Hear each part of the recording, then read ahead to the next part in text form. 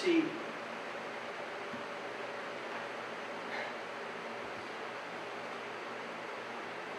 I hate sailing. Fact is, I hate the water, always have. I don't mind heights, fire, snakes and spiders, anything dead and almost anything alive. And oh man, I hate the water. Terrified of it, to tell you the truth. Of course, it was never really a thing between Grace and me, even though she loved boats. Oh, not great big ocean liners or even medium-sized cabin cruisers, but sailboats, sticks and rags, she called them, way back when she used to go sailing with her brothers down the river where they grew up. Her brothers liked to fish, and she would take care of the sailing part. But my fear of the water started way back, a long time ago after my dad died. We had a neighbor, and he felt sorry for us kids, so he took us out to the lake one Sunday. I guess I was 7 or 8, because I didn't know how to swim, and he said he would teach me. He was a nice enough guy, didn't mean any harm, but he took me out in the deep water and said he would hold on to me. Promised he wouldn't let me go. That's what he said. That's not what he did. And when he did let me go, I went under. Drank a couple of gallons of that lake. I was sick to my stomach all afternoon and terrified of the water ever after. But that's just the way it is. Grace and me were fine. We just never went near the water. I guess I knew it was a sacrifice for her, but I never thought of how much you might have missed it. You know, you get married and you get busy. Work, kids, the house, schools, another house, and time just goes by. And we figure that some dreams would happen down the road. That's why Grace said that when she retired, when she stopped teaching school, she'd buy a little boat and go sailing. Not around the world or anything. Just out the harbor, down the bay. And in time, she thought she would take the grandkids. And the grandkids came along. But she knew I wouldn't go. And that was okay, because it was her dream.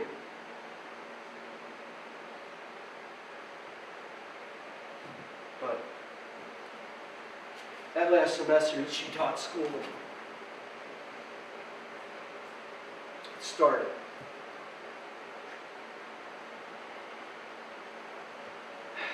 Doctor's visits, radiation, chemo, non-Hodgkin's lymphoma. Goddamn negative name. Hell of a stupid name, if you ask me.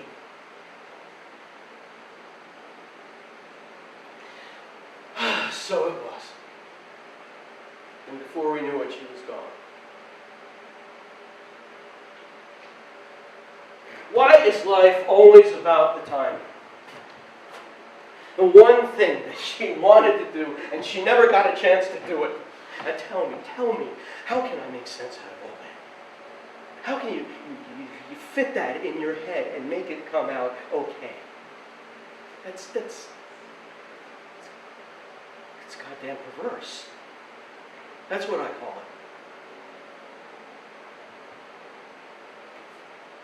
it. And then the kids started to get on me. It's been 2 years, Dad. Time to move on. Got to get over it. They are so sure that they have all the answers.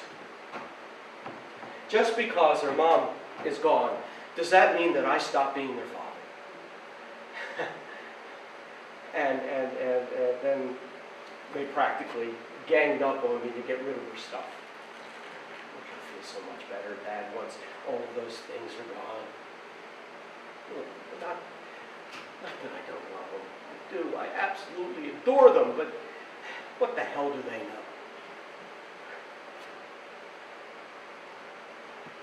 And then I figured it all out. Grace wanted to go sailing, right? I decided she would. I would make that happen. The first thing that I did was buy a life preserver. Just the thought of having nothing between me and the water but a couple of pieces of wood was more than I could handle. And then I signed up for sailing lessons. Oh, kids thought that was swell. Dad's got a hobby. Of course, I didn't tell them the whole plan. They thought I was nuts. Probably had me locked away. But that first lesson was all I could do to get into the boat. Of course, money helps. People let you do anything if you pay them enough money. You tell a guy or two at the sailing school that you want to get some sailing lessons, and do you think that they take a good look at you and see the absolute terror in your eyes? They do not. Do they even ask how? Someone could have gone as long as I had, never even set foot on a dock, and suddenly decides to go sailing. No way in the world. As long as they can cash your check, they don't give a damn. I took that course 3 times. They didn't care. The first set of lessons, God, I didn't even hear what the guy said. It was all I could do to hold on to the boat. Second time out, wasn't much better. The third time though, I started to get the lingo. Tacking, jibing, coming about, luffing, beating on a starboard tack. Everything has a fancy name. It's not a rope, it's a line. It's not left and right, it's port and starboard. It's not front and back, it's bow and stern. Talk about making everything complicated. But I kept on with it. Yes, you make a plan, you follow that plan, come hell or high water.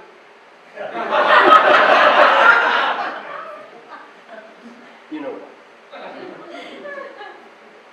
Finally, I did it. I got my certificate. I found a nice marina way out the bay. Not a lot of people around. I rented a boat. Nothing big, 19-foot day sailor. You ever heard of a guy praying for a storm so he wouldn't have to take his boat out? That was me. The first time, it took me the better part of an hour to get the thing away from the dock. But day by day, little by little, I went further. Finally, I was ready. I waited. On a real nice evening. Just before the sun went down.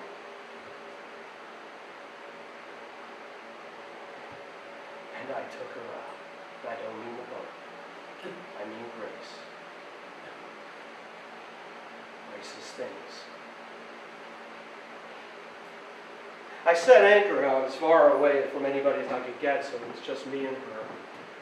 and the boat and the water.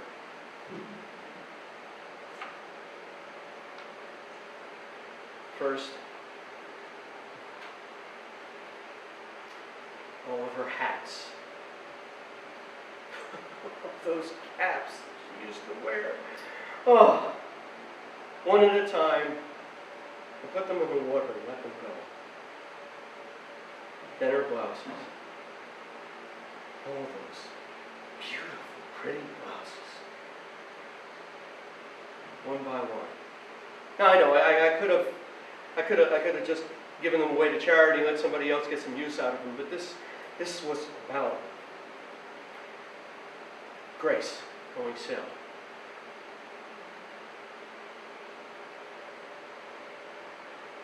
And then, one at a time, it said all of her bras adrift on the water. Grace loved pretty bras. All different colors. It seemed to me that more than anything else, it was the bras that did it. Bras made it work.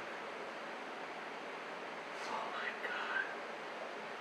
I could just feel her there, right there with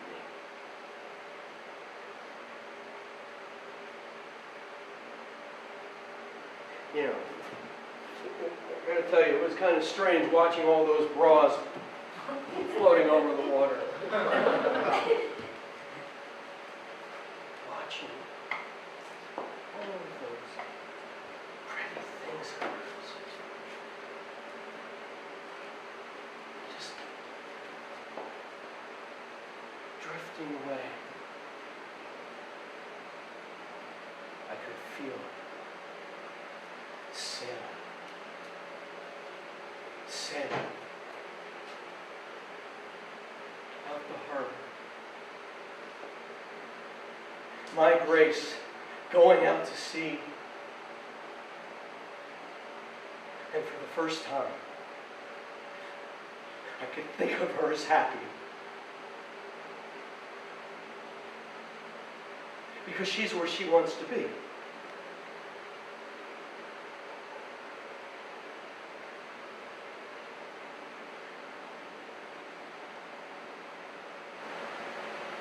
What about me?